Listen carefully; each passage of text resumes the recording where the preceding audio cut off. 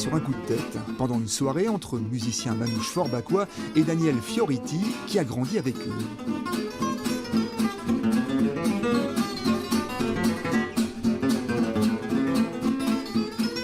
J'ai été nourri par la musique de Django et habitant à Forbach, c'est quand même malheureux de ne pas fréquenter l'un des viviers de la musique de ce jazz qu'on appelle jazz manouche, mais il faut le rappeler, moi j'aime bien le rappeler, c'est du jazz à la française. Voilà. Et quand Grappelli et Django se sont retrouvés, ils ont créé le seul jazz qui n'est pas né sur le continent américain. Donc c'est vraiment notre culture nationale en fait qui se joue ici. La communauté tzigane est présente ici depuis le XVIIIe siècle, partageant ses activités musicales et commerciales entre la France et l'Allemagne. À partir de 1780 déjà, il y a des documents officiels qui relatent des discussions que des chefs de chez nous ont eues avec les autorités de l'époque pour pouvoir s'implanter, pouvoir rester sur cet emplacement, exactement là où on se trouve. Si Forbach n'est plus la capitale du charbon, elle demeure celle du jazz manouche. Le quartier du Brour abrite des musiciens en carrière internationale, des dynasties comme les Reinhardt, Laurier, Schmidt, Winterstein et beaucoup d'autres encore.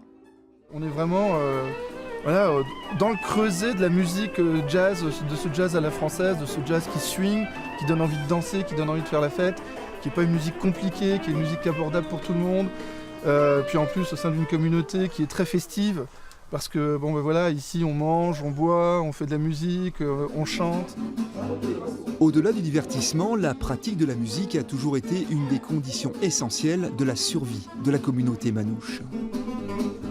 Mon père par exemple, qui est encore de ce monde heureusement et Dieu merci, et qui a 101 ans, a fait vivre toute la famille pendant la dernière guerre mondiale en allant jouer dans les bars et dans les cafés. La musique populaire, on va dire. Les gens demandaient un morceau et ils le jouaient.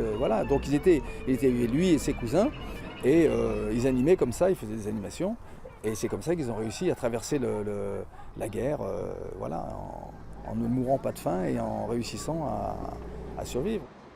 Mettre en avant les talents qui portent haut la réputation artistique de Forbach est aussi une aubaine pour changer l'image de la ville. Forbach est ce qu'elle est et elle a des atouts extraordinaires et cette image qui lui colle à la peau depuis les dernières élections, c'est injuste et ça ne correspond pas du tout à la ville et au vivre ensemble qu'il y a ici en ville. Donc ce festival pour ça va être un moment très très fort. Conscients d'être dépositaires d'un trésor artistique inestimable, les jeunes, comme leurs aînés avant eux, sacrifient au rite du jazz manouche.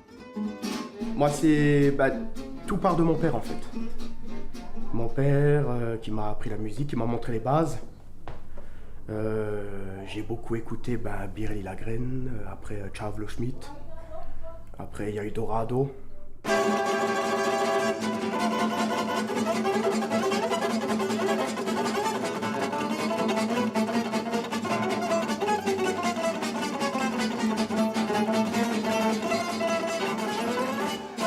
Sa façon de jouer, elle me touche vraiment.